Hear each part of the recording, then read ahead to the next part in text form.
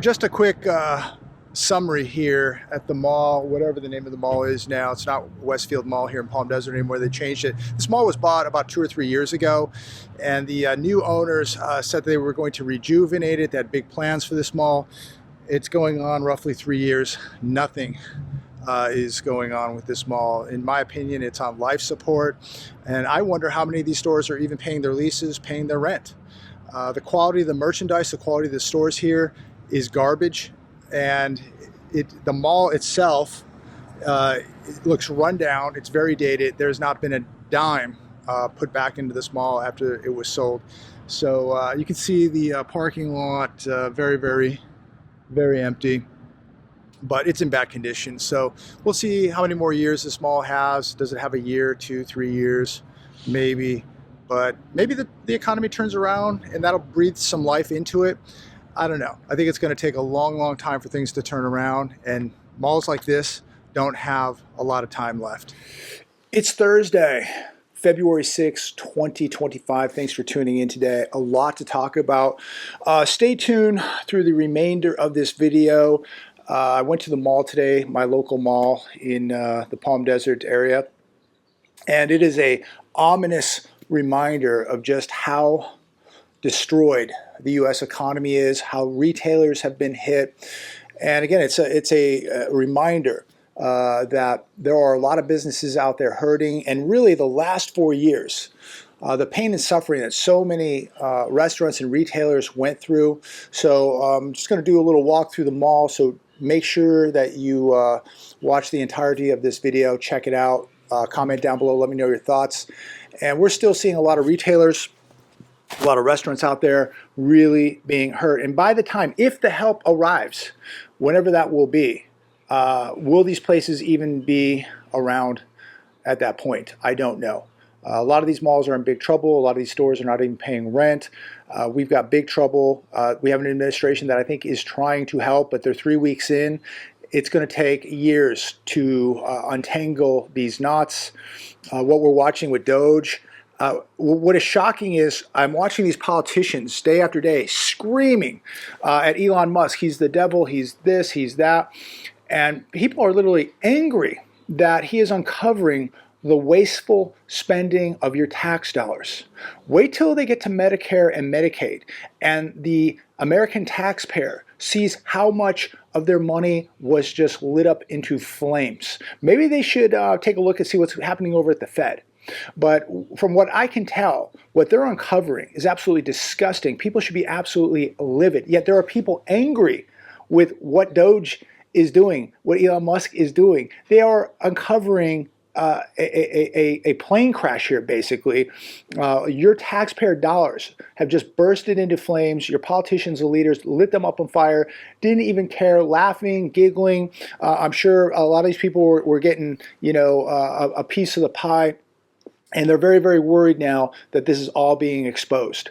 But again, wait till Medicare and Medicaid. Wait till we see the recklessness, the criminality that has taken place with those institutions, and then maybe they'll look into the Fed and see what's going on with the Fed. But so many politicians yelling and screaming. Why wouldn't they want to know where all the money went? Why wouldn't they want to know the wastefulness? Why wouldn't they want to do something about this? They're so angry. I think who should be angry is the taxpayer who works so hard, has completely been robbed and ripped off here. Let me know your thoughts, comment down below. Amazon issues disappointing guidance even as earnings top estimates. Fourth quarter earnings and revenue better than expected, but weak guidance ahead.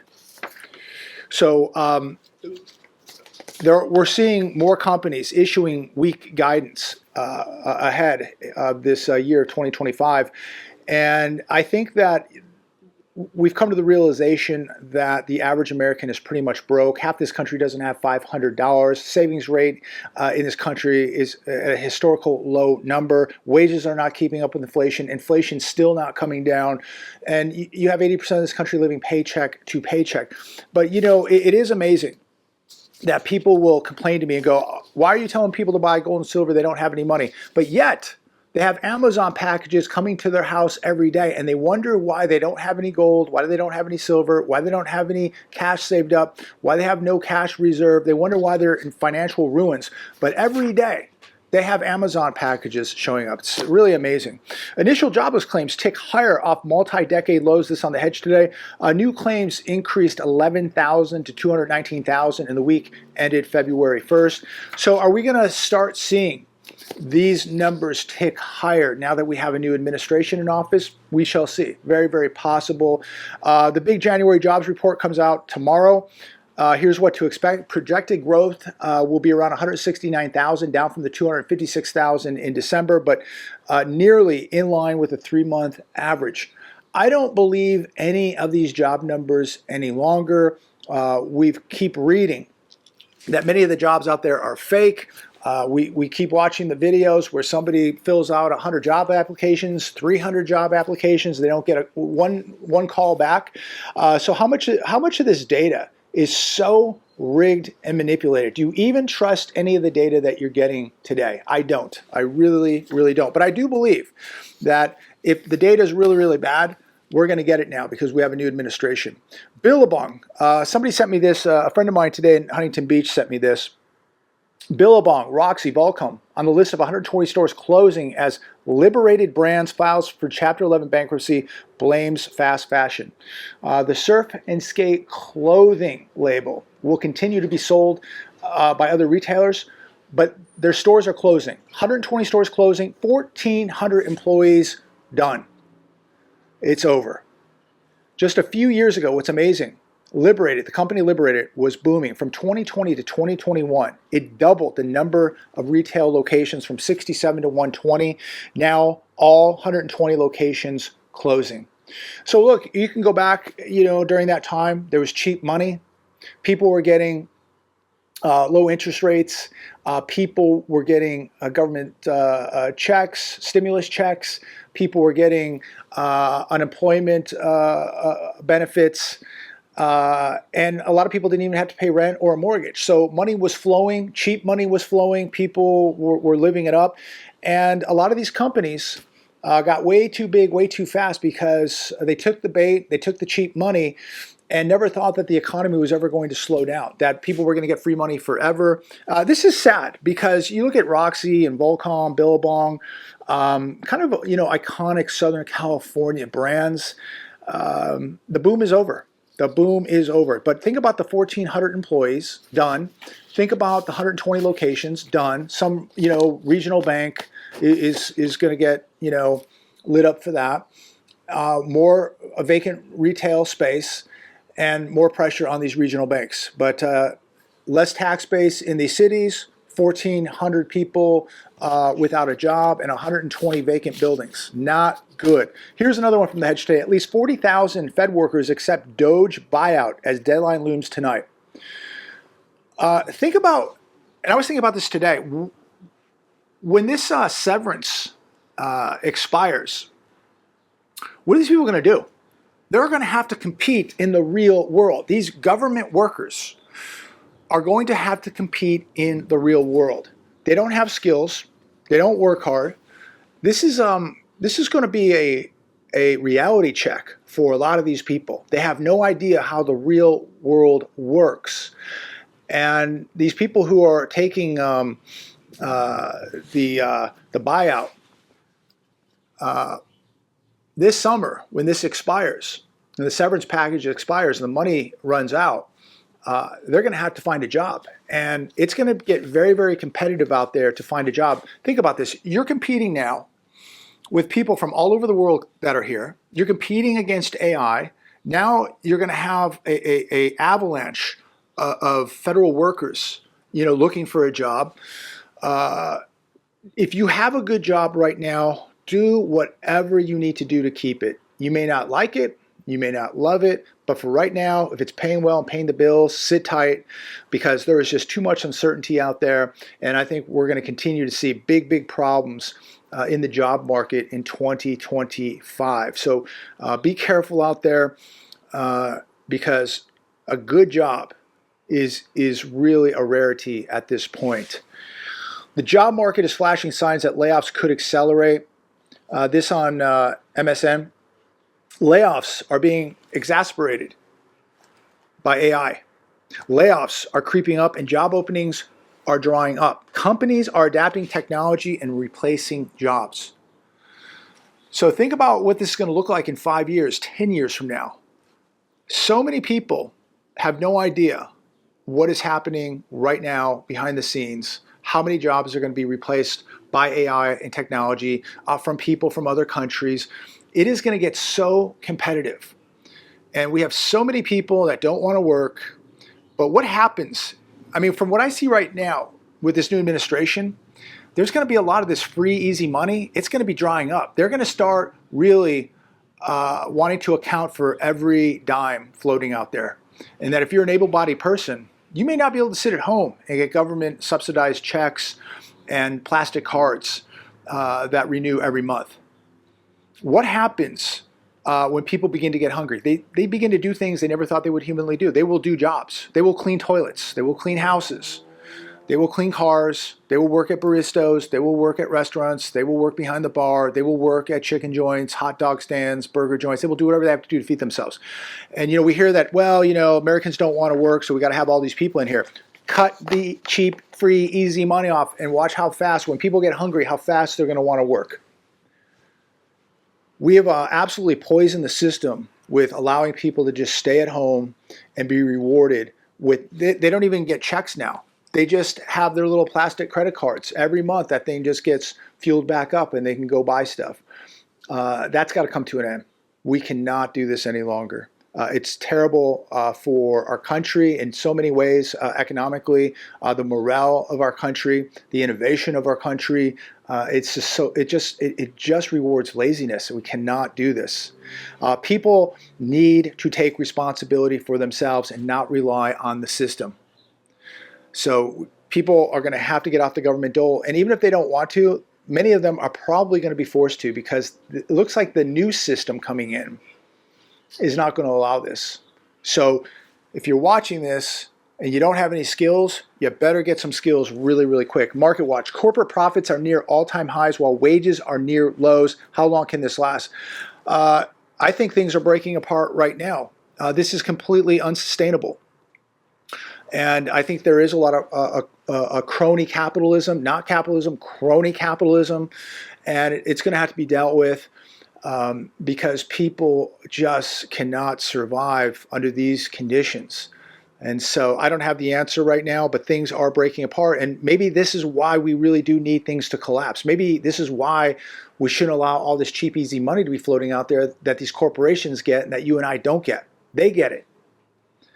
They get cheap money and lend it to you for 23, 25%. So I think the system really, really needs to collapse, and it needs to reset. That's my opinion. Let me know your thoughts. Comment down below. Here's another one from Bloomberg. Citi sees gold soaring to 3,000 on tensions triggered by Trump. I mean, I think a fifth grader could figure this out. Gold's going to 3,000, no doubt about it. And it's, it's amazing how, basically they would insult gold. It's a barbarous relic. It's a pet rock, this, that. Now it's literally in the headlines every day. It's being talked about every day. And it's going to continue to be talked about because it's a very, very important asset. And I don't think gold's going up because of what Trump is doing. I think it's going up because of the amount of inflation, the amount of debt, the amount of reckless spending that is taking place, the amount of uncertainty, and the amount of exposure now of these crimes that have taken place throughout our government. And we're going to see the crimes in Medicare and Medicaid. You're seeing the crimes all over the place that are being exposed now by DOGE, and all your money going to other countries so they can have operas and plays and Sesame Street cartoons in Iraq that they spent multi-billions of dollars of your taxpayer money, putting shrimp on treadmills, doing all these crazy demonic animal experiments, just ridiculous, sending money to the Church of Satan. So as this gets exposed, people, I think, are beginning to freak out a little bit, and the people that we put in, in charge of all this, now people are beginning to realize these people either don't know what they're doing or they have a very nefarious agenda against us. And so it's not good. And so there's uncertainty, and people are going to continue to buy more metals because they're losing faith in the system that has been run by these leaders and politicians. And people have lost a lot of trust, and people are now getting angry. They're livid. And they're going to get real angry, and they're going to get real livid the more and more every day they find out where their money is going. While these same people are yelling and screaming in the streets on television every day because they don't want to be exposed. They're angry that there's investigations, that DOGE is investigating. They're angry that you're finding this stuff out now. They're angry that maybe some of these people are going to be in very, very big trouble, and they don't want to get caught. Zelensky demands NATO give Ukraine nukes. So during an interview with Piers Morgan, this lunatic suggested that NATO countries should supply his nation with nuclear weapons to deter Russia. What do you think about that? This dude is an absolute lunatic, dangerous. I honestly believe Russia wants this thing to end. I think that this administration wants this thing to end. I don't think Zelensky wants it to end. He wants the billions to keep flowing. They want to keep buying the cars, the mansions, the big super yachts. They want to keep going to Monaco. They're getting very, very rich while people on both sides continue to perish and lose their lives. And in order to continue this atrocity, they need America to keep funding them. What a great thing. This administration's cut their money off, which I think is wonderful. I want this war to end. I don't want people on either side to be dying over this. And let's not forget, he wants your kids to go over there and fight for them too. How would you like to be sending your kids over to Ukraine to fight Russia? No thanks. No thank you. I'm going to finish with this last one today. And again, please comment down below. If you haven't subscribed to this channel, please do subscribe and stay tuned. I'll be throwing some clips on here of my walk through the mall today. Homeowners, particularly first-time buyers, are worryingly late on their mortgage payments. In 2024, the share of serious delinquencies over 90 days past due rose to the highest level in nearly 2 years. 2.2 million mortgages were either delinquent or in active foreclosure. We don't hear anything about that on the news. We just hear you need to buy a house. Pay the 7% and pay the overvalued price on a home and go get yourself a home and get yourself in debt. And hopefully mortgage rates will come down and maybe you'll qualify and be able to refinance, but there's no guarantee. Household debt is absolutely wrecking people. People can't save money. Wages are not keeping up with inflation. Hopefully this is all going to change. But why in the world, there's a few things I want to ask all of you. Why would you buy a house right now if you have household debt? If you can't pay it off right now, why would you go buy a house and have even more debt? 30 years of debt. If you don't have a decent amount of savings, why would you go buy a house? This is an accident waiting to happen. People, I think, don't really think about this stuff. They don't think about the maintenance costs. They don't think about insurance. They don't think about taxes. They don't think about, emergencies popping up. And so, if you have $2,000 in the bank, you probably shouldn't be buying a house. And so many people in the last couple years now regret the biggest mistake of their life, and that was buying a house. So yeah, maybe they got 2.65, maybe they got 3%, but I guarantee you this, they overpaid for the house by hundreds of thousands of dollars. So yeah, you got a great interest rate or a great mortgage rate, but you probably paid $200,000 or $300,000 more than the house was actually worth. Not a good deal. And now these people are beginning to realize that they're in trouble. And another problem is going to be that when people begin to realize that prices are coming down, when they do begin to come down, and right now people are not panicking with their homes at the moment. Maybe some are, but they have a equity cushion right now. So they bought a home a few years ago, it's gone up, so they have equity in the home.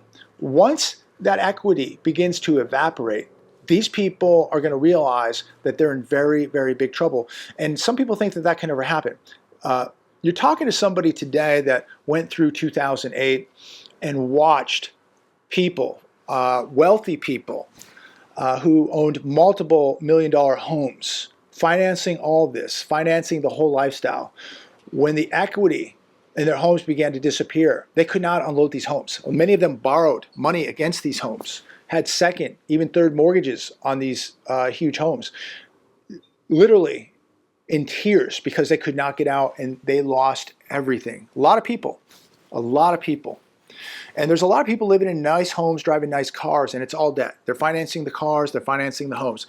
But if we hit a speed bump here, we hit some bad times, which we've been doing, but once it begins to affect the housing market, the one thing that has continued to kind of be untouched is the housing market. But the rest of the economy has been decimated.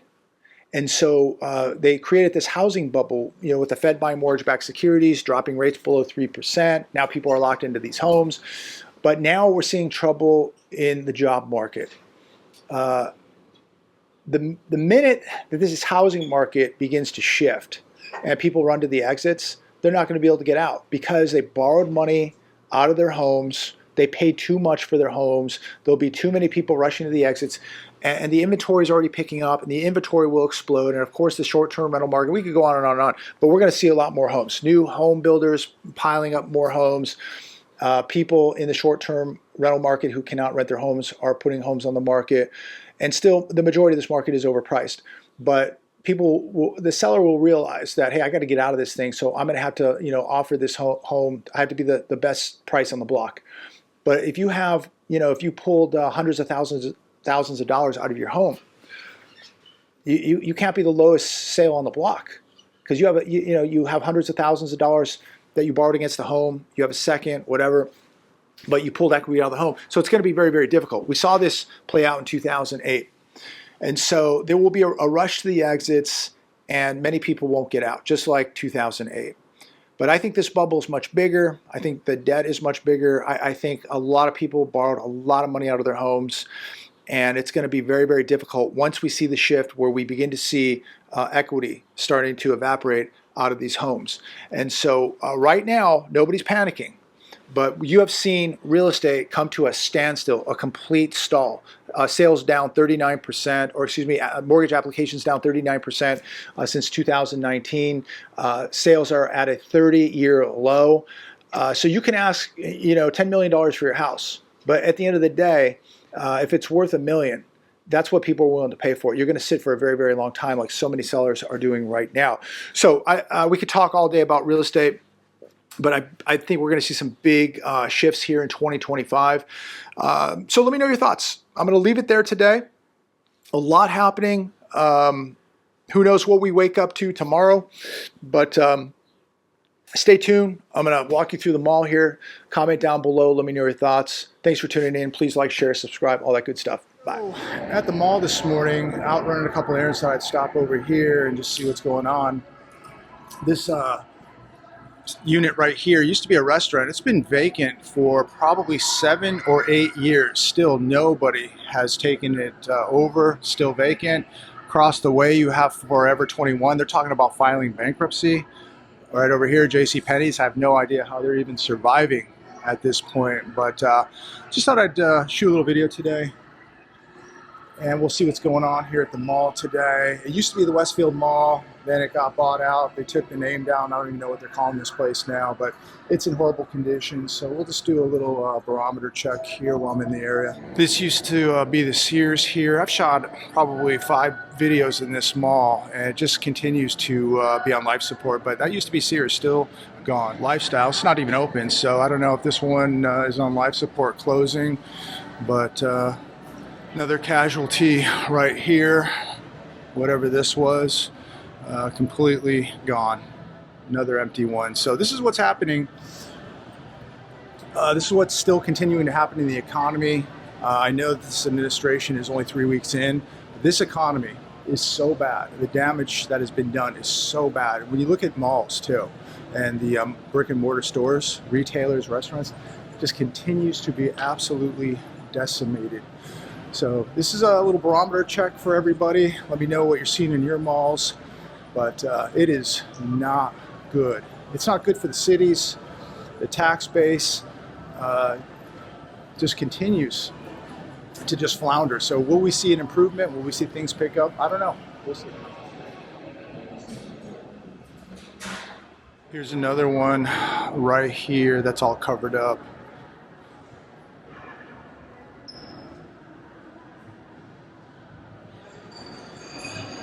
So I've seen them all look worse, but it's still just flailing and in big trouble. It's been vacant for years.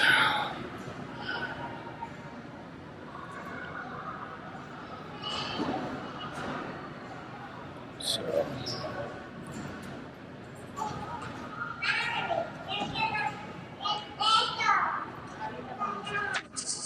at least 6-7 years this one's been closed and nobody's come in. So it's just shocking to see how long this economy has been absolutely failing. So will it turn around? That is the question. But right now, I will say this administration has their work cut out. Another one right here has been closed for years. Big store.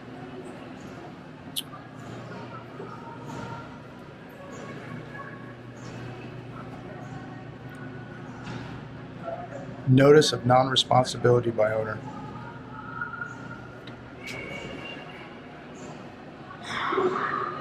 Another one right here, gone.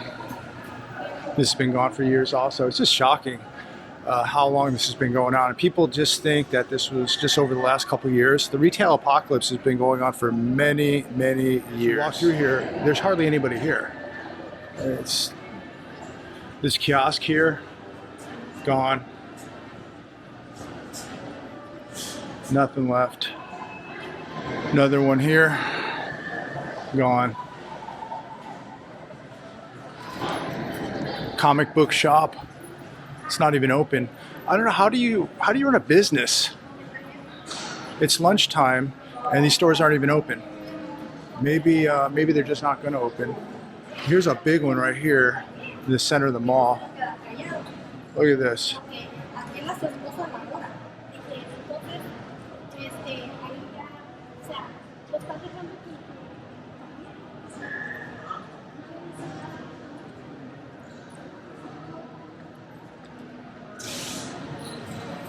So the damage that we're seeing, I don't know when it's going to improve. It's going to be a while, that's for sure.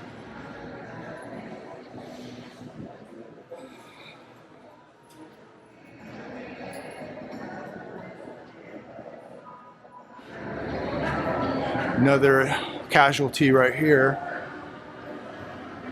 Another casualty right here. This has been the youth theater forever. It's another vacancy. They do this a lot with these places, is they put little like art museums and little theaters up. Just another vacant building. We go across the way. It's another one.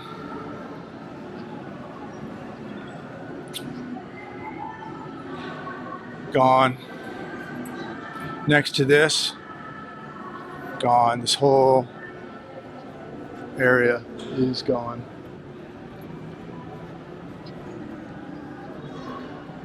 So that's what's happening here in Palm Desert.